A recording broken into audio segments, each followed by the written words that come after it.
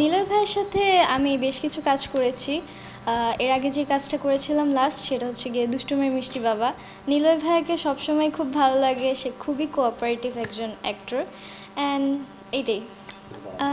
আমার স্টোরিটা হচ্ছে আমি সিরাজগঞ্জে থাকি।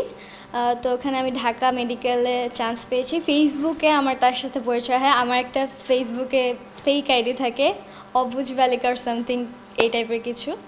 তো ওই ফেসবুক আইডি থেকে আমি তাকে নক দিই অ্যান্ড এরপর কথা বলার পর আমরা একবার দেখা করি অ্যান্ড সেইখানে সে আমাকে প্রপোজ করে, এরকম টাইপের একটা স্টোরি আমার ক্যারেক্টার। তানিয়া বৃষ্টি আপু খুবই সুইট একজন মানুষ অ্যান্ড অ্যাক্ট্রেস হিসেবে তো কোঅপারেটিভই অ্যান্ড অনেক নাইস। এইচএসসি এক্সামের মধ্যেও কাজ করার রিজনটা হচ্ছে গিয়ে অনেক দিন কাজের একটা গ্যাপে থাকলে আসলে ভাল লাগে না বাসায় বসে থাকতে, যে মন চায় একটু শুটিংয়ে যাই সবার সাথেই, যেখানে আসলে কথা হয়, মজা হয়, ফান হয়। তো এটা খুবই মিস করি। 2 মাস কাজ করিনি, আজকে কিছুদিন ধরে কাজ করছে, অনেক দিন পর অনেক ভালো লাগছে, মানে সেটটাকে মিস করতাম এতদিন।